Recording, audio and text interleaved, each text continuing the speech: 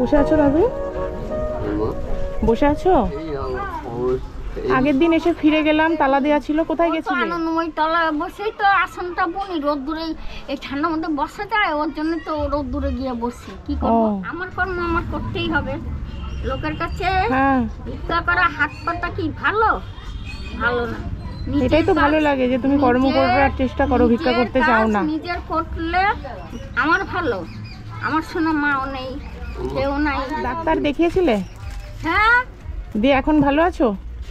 একটু হাঁটাচলা, একটু হাঁটাচলা করতে পারো? একটু হাঁটাচলা। আচ্ছা আচ্ছা, ভালো হয়েছে। কোভিডের যেটা ওষুধ দিয়েছে।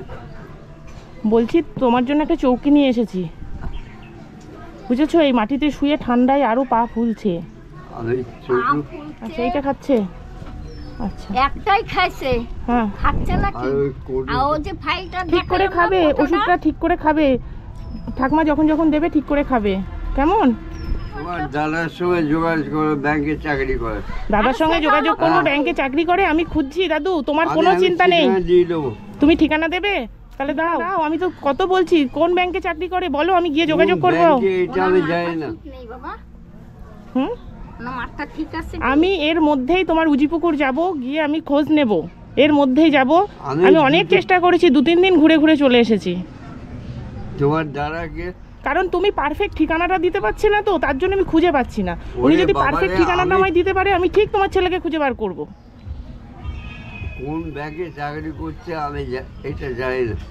সেদিনকে ডাক্তার দেখানোর জন্য পয়সা দিয়ে গেলাম, ডাব খেতে দিয়ে গেলাম, দিয়ে ভিডিওটা সবাই দেখেছে, তো দেখিয়ে একজনা ভিডিওটা দেখে তার মনে হয়েছে যে মাটিতে শোই, পাটা ফুলছে, দিয়ে সে আমার সঙ্গে যোগাযোগ করেছে, দিয়ে একটা চৌকি কিনে দিয়েছে। আমি চৌকিটা নিয়ে এসেছি। তার বাড়ি রানাঘাটে, আর সে কাজের সূত্রে গুজরাট থাকে, নাম লিপি রয়, বুঝেছো? কি বলবা লিপি রয়কে? তা তো বলবো যে উনি যাতে আরো ভালো হতে পারে, বড় হতে পারে, সেই আশীর্বাদই করবো লিপি রয়কে। হ্যাঁ, ওনার মনটা অনেক বড়। হ্যাঁ, নাহলে দাদুর ওই ভিডিও দেখে সে আমার সঙ্গে যোগাযোগ করে দাদুকে একটা চৌকির জন্য আমাকে আশীর্বাদ করতে হবে। যে আজকে আমার যদি মেয়ে হতো কিংবা আমার ছেলে হতো, তাকে আমার আশীর্বাদ করতে হতো না? একদমই তাই, ওটাও তোমার মেয়ের মতো। তাহলে ঠিক আছে, তাহলে আমি চৌকিটা নিয়ে আসি। হ্যাঁ, নিয়ে আসো।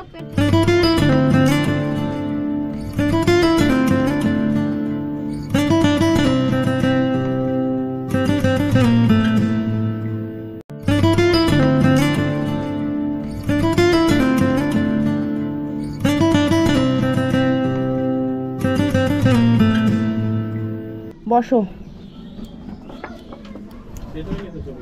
আবার বসো। তবে একটা কথা, দাদুকে সাবধানে ওঠা নামা করাবা, যেন চৌকি থেকে পড়ে না যায়, কেমন? দাদু, সাবধানে ওঠা নামা করবা। এর থেকে বড় চৌকি নিতে পারলাম না, কারণ আমি জানি যে ঘরটা ছোট্ট, তো এর থেকে বড় নিলে আর জায়গা হবে না। ঠিক আছে, করে পেতে দেবো। হ্যাঁ, উনি যাতে না নামা। হ্যাঁ, ভেতর দিকে দেবে, তুমি ধারে শোবে, কেমন? কারণ তুমি তো এখন শক্ত সামর্থ্য আছো, দাদুকে ভেতর দিকে দেবে। দাদু শোনো, আমার কথা যদি শোনে তাহলে আমি ওঠানামা করতে পারবো। এখন যদি না শোনে তাহলে আমি না শুনলে আমাকে বলে দেবা, আমি এসে বকে যাব, ঠিক আছে? আমারে বলে কি যে হ্যাঁ তুমি ছেলে মেয়ের কাছে সবার কাছে বলে দাও। আমি বলে দিই না কাউরে, ওরা আমাকে খুঁজে বের করে। দাদু, এই চৌকিটা তোমার গুজরাট থেকে আর একটা মেয়ে লিপি রয় দিয়েছে, তাকে আশীর্বাদ করে দাও। বাবার আশীর্বাদ সবসময়। বাবার আশীর্বাদ সবসময়, ঠিক আছে? সে যেন এইভাবে মানুষের পাশে থাকতে পারে, তাকে আশীর্বাদ করো, এইভাবে যেন সবাইকে দেখতে পারে, থাকতে পারে। তোমার ওই ভিডিও দেখে সে বললো যে একটা বাবাকে চৌকি কিনে দিতে হবে, তো তার জন্য উনি পাঠিয়েছে, আমি দিয়ে গেলাম, বুঝেছো? আর দাদু, এই ব্ল্যাঙ্কেটটা তোমার জন্য নিয়ে এসেছি, ঠিক আছে? গায়ে দেবে, খুব ঠান্ডা পড়েছে না, ভালো করে করে দিয়ে। হ্যাঁ, দিয়ে ঠিক করে সাজিয়ে গুছিয়ে গায়ে দিয়ে দিবা। আমি তো কিছু পাই না। কি বলো, আমাকে বলো, আমাকে বলো। কিছু আমার কিছু মেয়েকে কিছু ইচ্ছে করে না। মেয়েকে দিতে ইচ্ছা করে তো, বাবা সুস্থ হোক তারপরে তো মেয়েকে দেবে। এই জন্য রেখেছি আমার বাবার এই গেঞ্জিটা। এই গেঞ্জিটা বাবাকে দেবো? বাবাকে দেবো। তুমি এসব কেন করতে গেছো? কেন করবো না? আমার মেয়ে যখন আমার জন্য করছে। বাবা সুস্থ হোক তারপরে করবে। বাবা চলে গেলে আবার করবে। চলে গেলে কি করে করবে? এত কিছু কেন করা হচ্ছে? চলে যাওয়ার জন্য? ভালো থাকার জন্য তো, তাই না? তারপর যাতে থাকে, সুস্থ হবে। তারপরে সেই ব্যবস্থা। তুমি আমাকে সেই সরস্বতী পুজোর সময় শাড়ি দিয়েছিলে, বাবাকে পাঞ্জাবি দিয়েছিলে, পরে দেখাতে বলেছিলে, এসে দেখিয়ে গেছিলাম না, এসছিলাম না? তাহলে আবার কেন এইগুলো? তাহলে আমি কেন দেবো না? আমার ছেলে মেয়ের জন্য কেন দেবো না? এটা গায়ে দিয়েছে আমার দেখাবো। এই ডাকছে তোমায়, গায়ে দিয়ে এসে দেখাবে? আমার আচ্ছা ঠিক আছে, এক সময় যখন আসবো গায়ে দিয়ে এসে দেখাবো।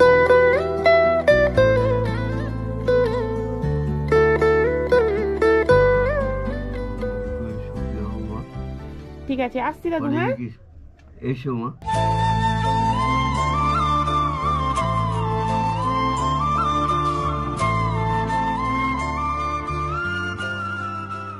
সবার আগে জিজ্ঞেস করি তোমার নাম কি? আমার নাম সুজয় দাস।